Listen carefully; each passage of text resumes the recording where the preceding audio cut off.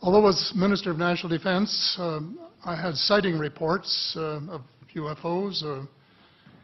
I was too busy to be concerned about them at the time because I was trying to unify the Army, Navy, and Air Force into a single Canadian Defence Force. And that itself was a kind of battle to the finish. So this was not high on my agenda.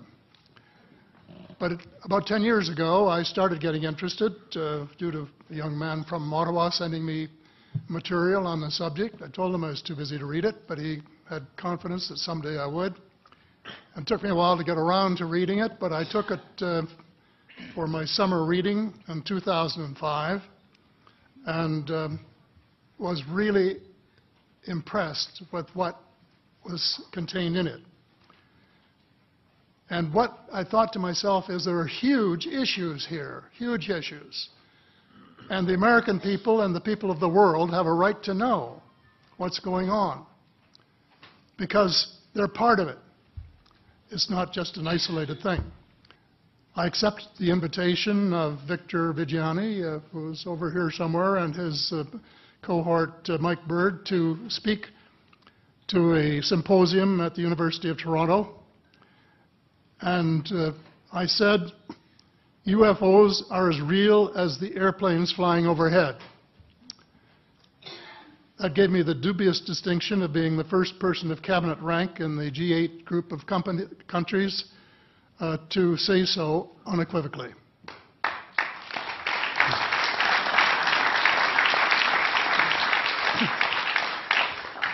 In the 1960s sometime, it was a flotilla of UFOs headed south that crossed into NATO territory in Europe.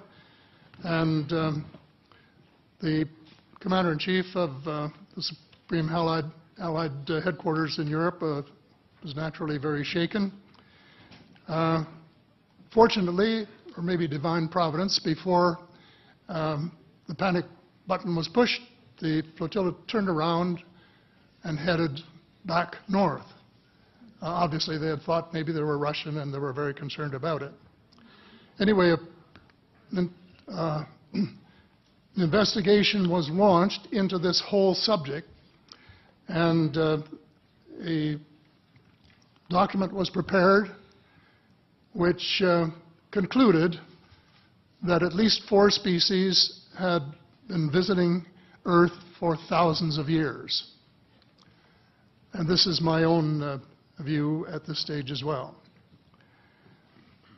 So, except for that, there are just a couple of things that we've talked about that I'd like to refer to. And one was that we were referring to them as they until this morning when Linda Moulton Howe, I think she was the first one, actually named 3 different species. I don't think we can any more refer to them as they because they're not an amorphous mass. They are different species and consequently may have different agendas. I don't think we can say that they all have the same agenda any more than we could say that the United States, China, and Russia had the same agenda. Our real interests may be very similar, but as of now, our perceived interests are still quite far apart.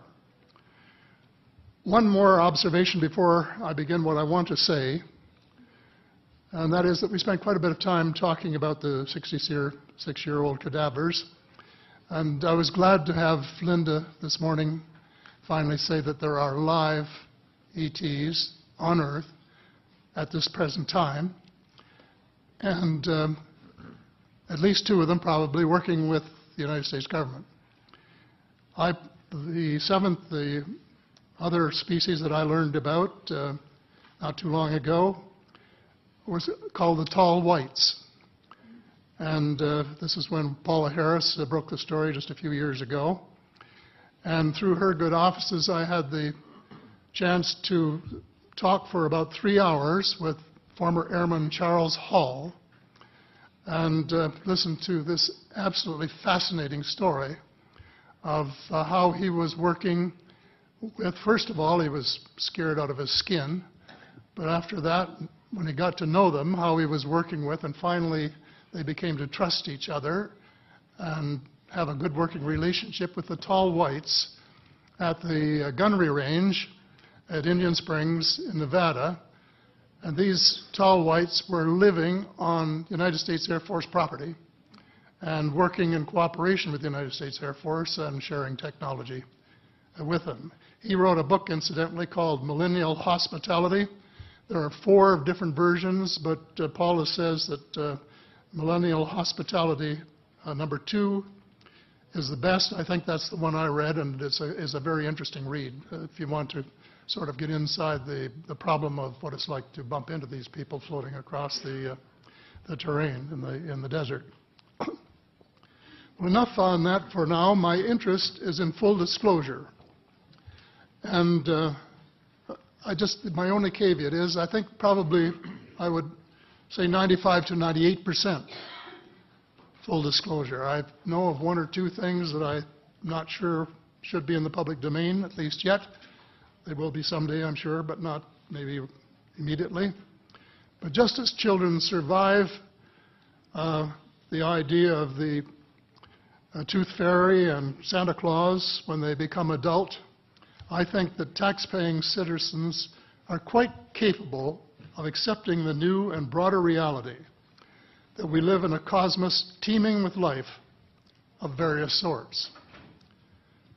The fact that some other civilizations are more advanced than we are may be humbling. And it exists. And it's being kept secret by the same vested interests who control our destiny. Who are these vested interests, and what are they up to?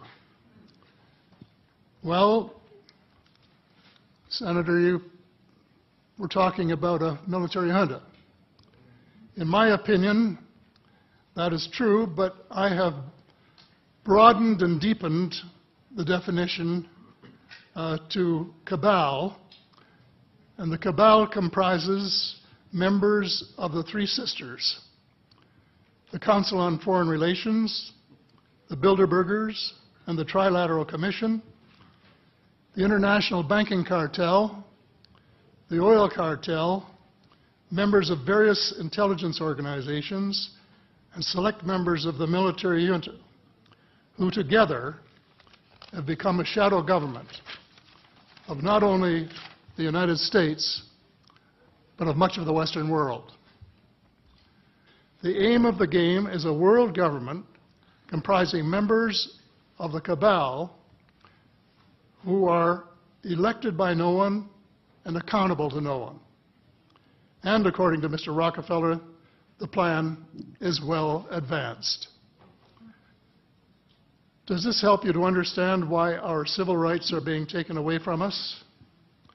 I say us, because Canada too is included in the grand plan. So here we are more than a decade later fighting another war that can't be won. There is no country on earth powerful enough to protect its citizens against fanatical hate, as we learned from the Boston Marathon. And the mere attempt to pursue the impossible pits neighbor against neighbor and the state power structure against everyone. All of the freedoms won by the millions of men and women who fought and died in World War II are being flushed unceremoniously down the drain. The only hope of peace is a negotiated settlement. This will require a paradigm shift in American attitudes. It involves a de facto renunciation of the plan for a new American energy and the adoption of a pledge of cooperation with all humankind to build the kind of world which we are collectively capable of. Young people everywhere need to be challenged by a noble cause. They need to be involved in arresting global warming, creating a banking system that is just and sustainable, and lead the way in the transformation to the new reality that we have to live in